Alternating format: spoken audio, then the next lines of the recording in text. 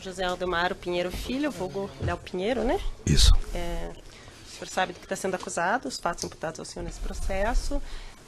O senhor sabe que tem o direito de ficar em silêncio se preferir, né? Que isso não é usado em prejuízo da sua defesa. E, ao mesmo tempo, a chance de explicar esses fatos aqui, eventualmente ter alguma atenuante de pena por disposição legal. Então, pergunto se o senhor quer falar, quer ficar em silêncio. Vou falar, sim. Vai falar. Tá. Eu vou inverter a ordem aqui, que nem fiz ontem. Vou perguntar primeiro dos fatos específicos da reforma do sítio de Atibaia. Ok. E em que ponto foram custeados pela OAS. Como começou, como foi o pedido, se o senhor puder me explicar. Bom, em fevereiro de 2014, possivelmente no final do mês, eu fui convocado pelo ex-presidente Lula para um encontro no Instituto Lula. Chegando lá, ele me explicou que queria fazer uma reforma, não era uma reforma grande, num sítio em Atibaia, e era numa sala e numa cozinha. E também tinha um problema num lago que estava dando infiltração. Se eu podia mandar alguém, uma equipe, para dar uma olhada e tal. Eu disse, não, presidente, eu gostaria de ir pessoalmente, o senhor marca o dia que eu vou estar presente. Então ele marcou no sábado o seguinte, fui eu e o Paulo Gordilho, que era diretor da OAS Empreendimentos, já tinha conhecimento dos serviços que nós vínhamos fazendo no triplex do Guarujá, então eu preferi que Paulo também continuasse para que essa coisa não ficasse muito divulgada dentro da organização. Então eu fui com o Paulo, num dia de sábado, o presidente combinou comigo de eu ficar aguardando após o pedágio da Fernão Dias, que eu não sabia onde é que ficava, era difícil de chegar. E isso ocorreu, eu fiquei esperando e fui seguindo o carro dele, estivemos no sítio. Ele e a dona Marisa me mostraram, a mim e a Paulo, os serviços que eles gostariam de fazer na sala e atingiria a cozinha, porque tinha uma parede, tinha que desmanchar e tal. E nós dissemos, presidente, é melhor, a gente já sabe o que Paulo além de arquiteto, ele é arquiteto, mas é um grande engenheiro também. Deixa a gente fazer um projeto tal e mostrar ao senhor. E fomos ver o lago, que estava tendo infiltração, aí nós demoramos um pouco para tentar entender como é que estava acontecendo aquilo. Então eu disse, olha, o lago a gente vai ter que esvaziar, porque está percolando água por baixo e tal. Isso foi num sábado e ficamos de fazer um pequeno projeto tal para voltar a estar com ele. Ele então marcou na residência dele em São Bernardo, também um dia de sábado. Eu acredito que umas 2 ou 3 semanas depois, estava ele e Dona Marisa, eu fui com o Paulo e mostramos a ele como é que seria a reforma da sede do sítio, que tinha uma abrangência na sala e interferiria na cozinha. Então tinha que mudar os armários, fazer algumas coisas. E no lago que teria que ser esvaziado e tal. Então o presidente combinou comigo o seguinte, olha, tudo bem, pode iniciar os serviços. Eu só lhe pediria, Léo, que que as pessoas não se apresentassem na cidade de Atibaia, questão de sigilo, que as pessoas não tivessem uniforme, essas coisas da OAS, que não tivessem nenhuma identificação. Então combinei com o Paulo Gordilho de que, se possível, trouxesse pessoas que não fossem nem de São Paulo e vieram de Salvador, pessoas da confiança dele, para que pudesse fazer. E essas pessoas foram um encarregado, se não me falha a memória, 3 ou 4 operários. E ele determinou que qualquer coisa conversasse com o caseiro, desculpe, com o caseiro, acho que é o Maradona o nome, e que teria um lugar para essas pessoas dormirem e tal. E assim foi feito. Isso foi durante o mês de março até talvez julho ou agosto de 2014. Tá. Foi a primeira vez que o senhor foi... Tem água aqui, se ele... Aqui também. Ah, tá. Essa foi a primeira vez que o senhor foi no sítio, foi com essa... Primeira e única vez. Foi a única vez que o senhor foi no sítio. E o presidente, quando o senhor falou com ele no Instituto Lula, ele falou de quem que era o sítio? Não me falou, Eu também não perguntei. Mas a reforma era para ele, no interesse dele. Eu tive com ele e com a dona Marisa, no sítio e na casa, na residência dele em São Bernardo, com ele e dona Marisa, eles que determinaram tudo como é que devia ser feito. Tá, na primeira visita ao sítio, o Fernando Bittar estava junto? Eu me recordo bem do filho dele, do filho do Lula, do presidente. O senhor Fábio? Fábio. E eu acho que me apresentaram o Fernando. Eu não tenho certeza, mas me parece que sim. Mas o senhor conversou sobre a reforma com o presidente e com a dona Marisa? Eu só conversei com o presidente. Tá. Ela estava presente nas 2 vezes que eu tive contato com os dois. O senhor daí passou o serviço para o Paulo Gordilho sem falar de valor, ou depois o Paulo te falou de valor? Como é que foi? Paulo, depois que a gente teve a aprovação do que deveria ser feito, me informou que tinha pedido orçamento da KIT para fazer os armários, que era o ponto que talvez fosse o custo maior. Eu apenas pedi a ele que tentasse coordenar junto com o que estava se fazendo no triplex, para quando a gente fosse conversar com o presidente, tivesse autorização para os dois, para não ter que incomodar o presidente e a dona Marisa. E isso foi feito. O Paulo me informou que estava em negociação, a proposta da cozinha tinha, acho que me parece, 170 mil reais, que ele ainda iria negociar.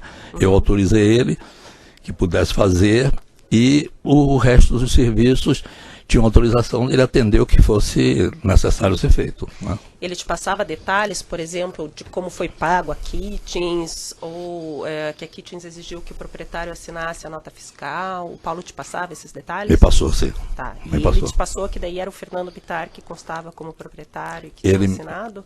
O presidente tinha me orientado que eu não fizesse nada em nome da OAS, né? Não pode ser feito nada em nome da OAS. E as compras eram feitas na cidade de Atibaia pelo encarregado que estava lá, e ele recebia um dinheiro que a empresa disponibilizava para ele, ele fazia as compras, segundo me consta, me parece até em nome dele, porque era recibo, não era nota fiscal. A Kitts era mais complexo isso porque é uma empresa grande, e além da fabricação dos armários, tinha que fazer também a montagem. E tinha que se deslocar, tinha que ter nota fiscal, tal. Então o Paulo me falou que iria fazer o pagamento por fora, quer dizer, caixa 2 para Kitts, e deveria botar em nome de uma pessoa que fosse orientado por ele. Ele me falou que a nota fiscal foi tirada em nome do seu Fernando Bittar. Agora eu não sei quem deu essa orientação para que fosse em nome do Fernando. Eu, quando eu recebi a informação... Ele te falou, mas falou. O senhor não sabe por quê, e o senhor não sabia em quem estava registrado o sítio. Não sabia. Tá. Aí o senhor mencionou que esse valor seria pago do caixa 2. O que alimentava esse caixa 2? Da onde era esse valor que a OAS tinha?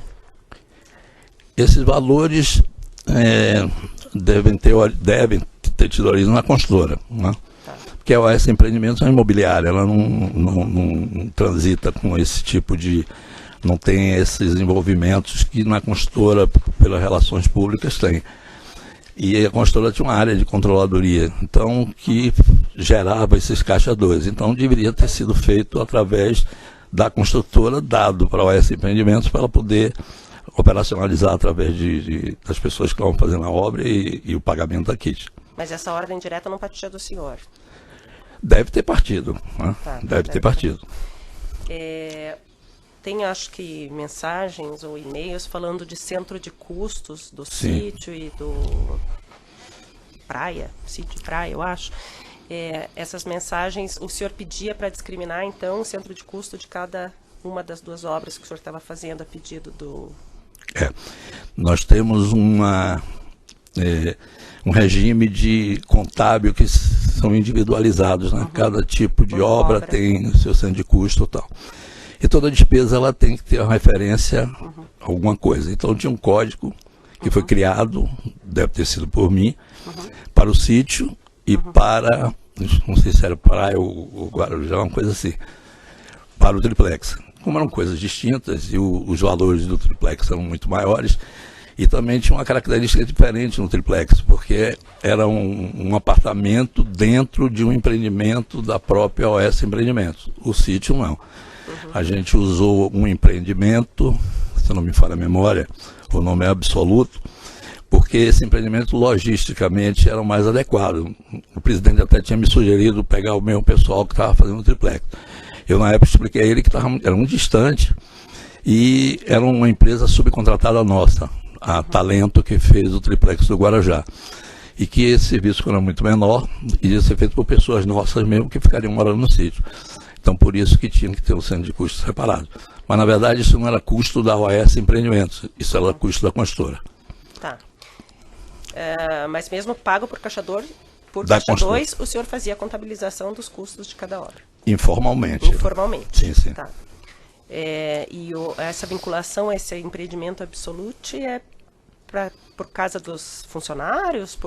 Não, porque ficava na zona norte de São Paulo, mais próximo, não é muito próximo, uns 50 quilômetros, 60 quilômetros do sítio. Então, qualquer coisa que as pessoas precisassem de emergência, teriam uma base logística só. Né? Tá. E algumas coisas foram debitadas nesse empreendimento. Tá. E aí o senhor falou que formava-se um Caixa 2 com valores da construtora, mas eram oriundos de sobras de contratos diversos. Eu acho que... Na verdade, a gente tinha, desculpe, a operação de Caixa 2 tem um pulmão, né? Uma reserva. E essa reserva é direcionada para os diversos negócios onde tinham essas ilegalidades. Então, era desse recurso que era remetido para essa obra ou outra qualquer que solicitasse. E por qual razão que a OAS naquela época pagava 2 reformas no interesse do presidente, ex-presidente, né? Bom, a primeira do triplex foi uma solicitação feita a gente em 2009, para se nós tínhamos interesse em comprar os empreendimentos do Bancop. Eram uns 8 ou 9 empreendimentos em diversos locais. Eu até me recusei a estudar o de Guarujá, porque não fazia parte da nossa estratégia de atuação na área imobiliária. No interior, nem da Bahia a gente fazia, só em Salvador, Brasília, Porto Alegre, e estavam começando em São Paulo. Foi que o João Bacari me explica que esse só teria interesse se nós fizéssemos esse, porque tratava de um triplex que era do presidente.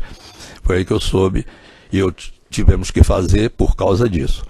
O sítio, porque o presidente me solicitou, eu não podia negar, até pelo nosso relacionamento, pelo que ele fez pela empresa, eu tive que atender. Tá. Não era uma coisa comum.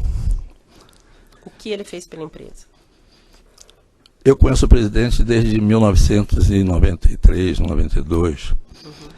E as nossas relações, a OAS era uma empresa da Bahia, né, que estava entrando no mercado de São Paulo nessa época.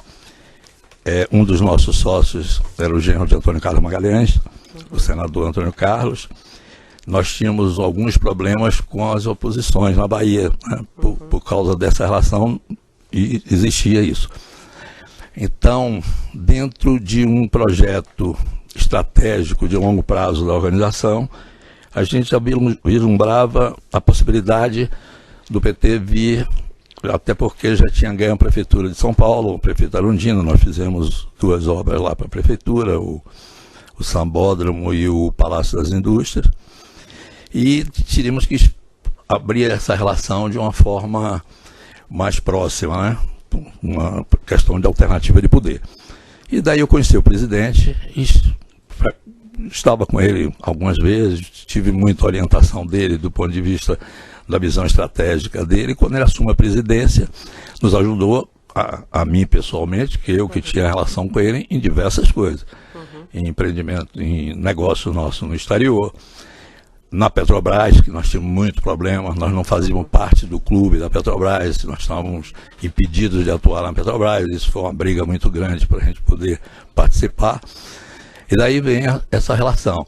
Daí vem a relação com o João Bacari, que era o presidente do Bancop, depois tesoureiro do PT. Então, essas eram muito amplas, né? Tem muito negócio. Então, especificamente no que consta na denúncia, estão narrados alguns contratos da Petrobras, que teria sido pago propina, né? Sim.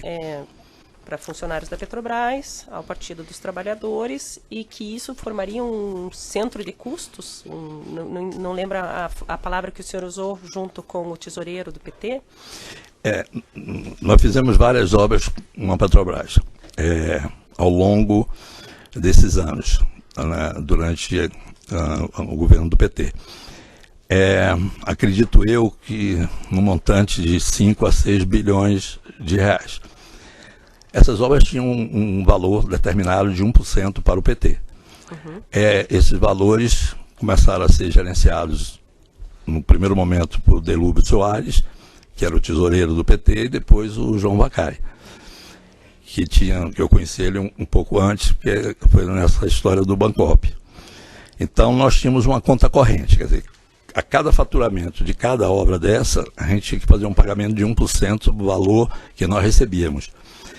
Mas isso não era pago imediatamente, às vezes juntava mais um pouco e o Vacari determinava, olha, eu quero que você me pague isso em caixa 2, quero que você faça doações ao Diretório Nacional do PT, ao Diretório Estadual tal, que ajude o político tal.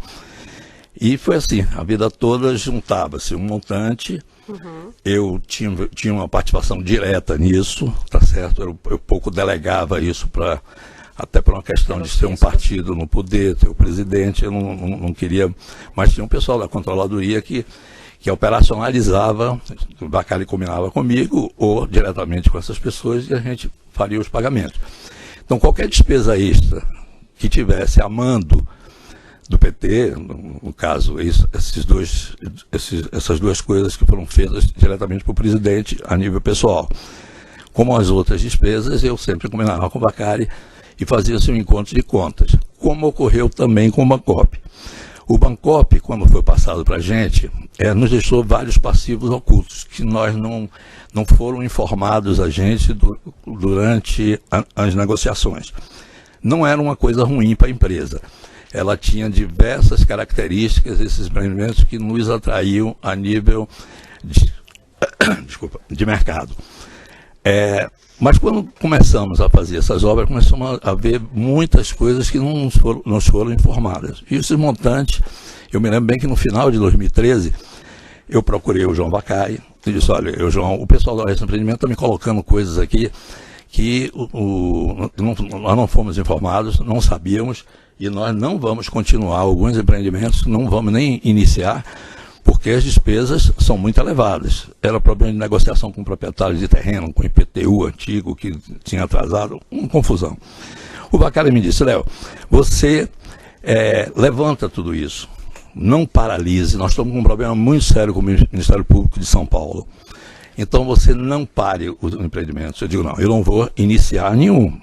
Tudo bem, eu não vou parar, mas não vou iniciar mais nenhum, até que se resolva isso.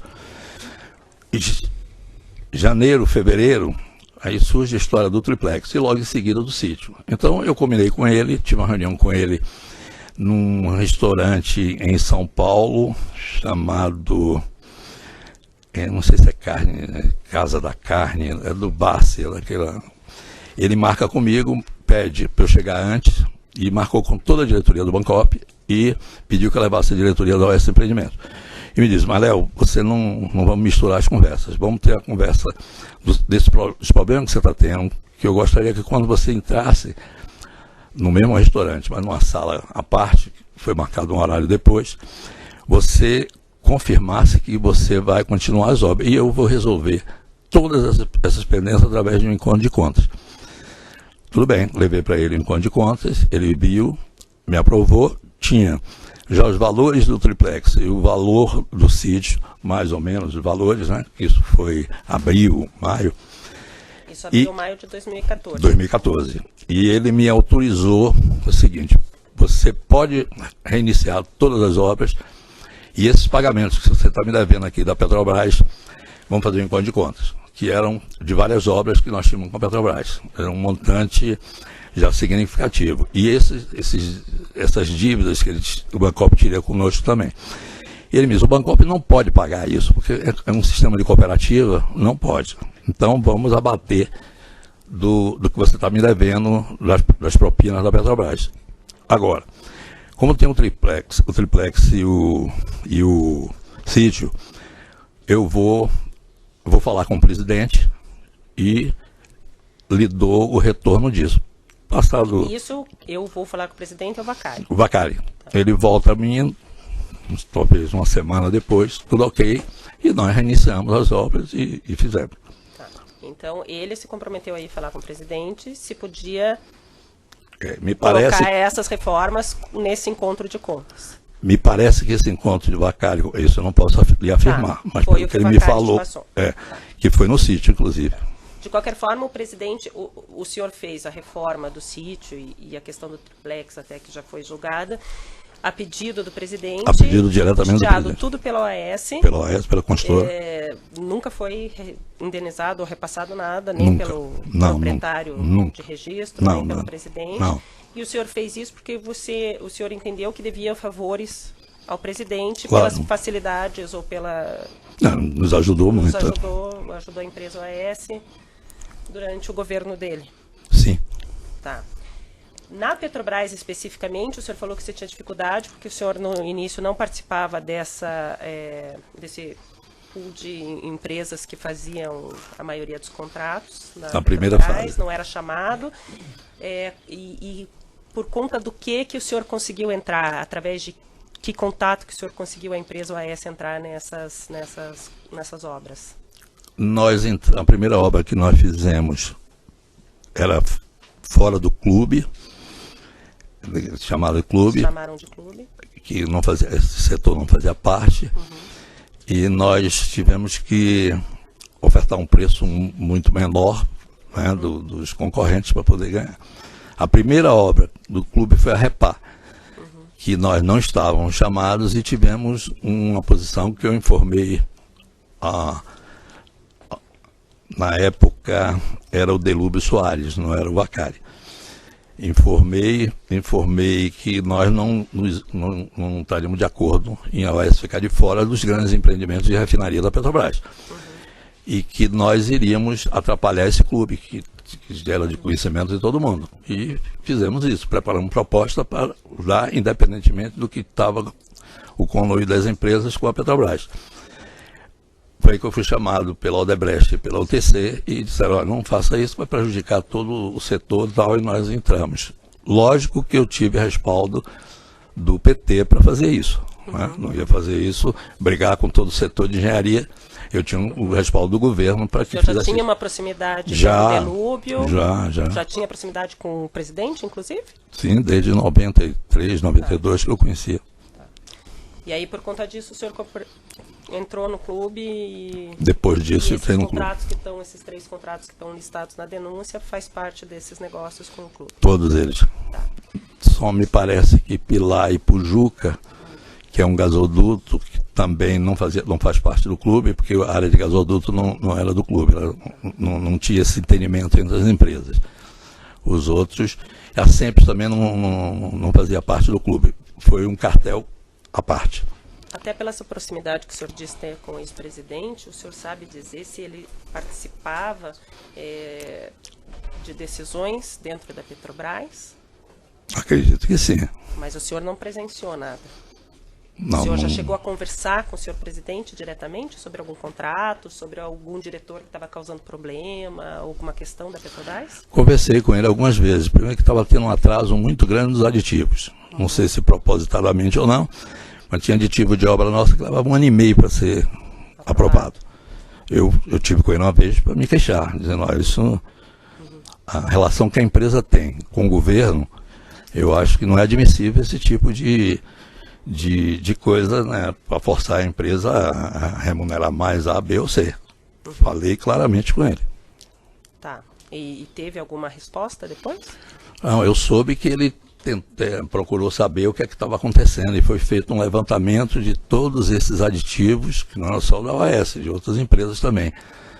Isso já perto da saída dele da presidência. Né? E o senhor soube pela Petrobras ou por ele? Eu soube por ele. Por ele. Tá, ele deu um retorno. Deu retorno. Tá. Eu vou passar para o Ministério Público a palavra, que eu acho que eles estão com os e-mails e conversas separados já. Boa tarde, senhor Léo. Boa tarde.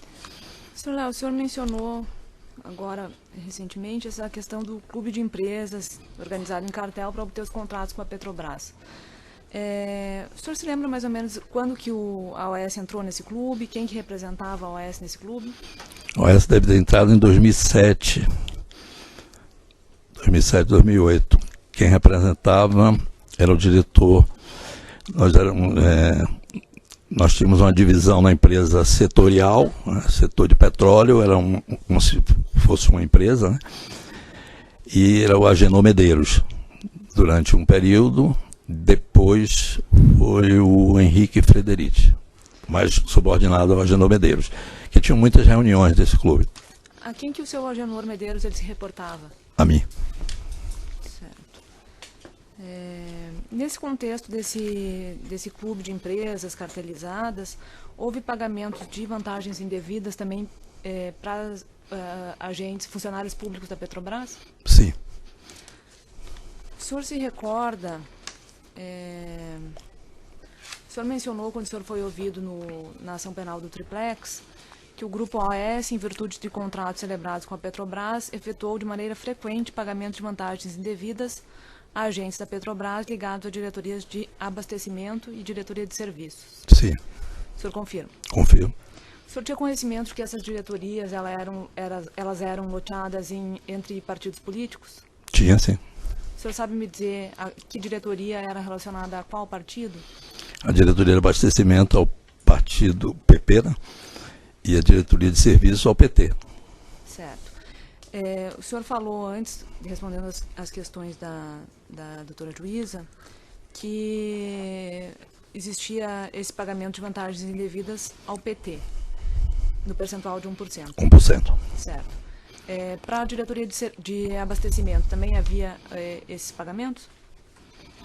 Havia, só que na obra da Repar, parece que os consorciados nossos aqui faziam esses pagamentos. Na Renest e nas outras obras, os gasodutos não eram dessa diretoria, mas fazia sim. Nós fazíamos também. Não da Repar, mas nas outras sim. Quando o senhor foi ouvido ainda no caso do Triplex, que eram objetos o consórcio Compar e Renest Conest, o HDTs e o DAs, o senhor relatou que esses contratos foram obtidos mediante ajustes de mercados e foram efetuados pagamentos de vantagens indevidas. Sim. É importante esse fato porque esses contratos são também crimes antecedentes aqui, objetos dessa denúncia. Com relação específica aos contratos que estão denunciados por corrupção nesses autos, o senhor já mencionou com relação ao gasoduto Pilar e Pojuca? O gasoduto Coari-Manaus foi o primeiro. Apesar de não fazer parte do cartel do clube, foi uma concorrência independente. Foram 3 lotes, nós ganhamos na competição sem nenhum tipo de arranjo entre as empresas. Houve pagamento de vantagem devida para a diretoria e para o PT. O SEMPES, houve pagamento para a diretoria de serviço e para o PT. O Pilar e Pojuca, na cronologia, não me lembro agora quem foi antes de SEMPES ou Pilar e Pojuca, porque são obras que demoraram muito tempo. O SEMPES teve pagamento à diretoria de serviço e ao PT. Pilar e Pojuca, me parece, eu não tenho como afirmar, mas nós não fizemos pagamento à diretoria, só nos aditivos, parece que houve algum tipo de acerto. O Agenor vai depois, ele tem mais detalhes sobre isso, mas teve também, né? Não houve, parece que para o PT no Pilar e Pojuca, por causa nós tínhamos entrado com um preço muito baixo e estavam com um prejuízo muito grande. Mas para a diretoria de serviço, me parece que houve numa fase de aditivo, alguma coisa, mas o Agenor pode explicar isso mais detalhadamente. Sim, doutora.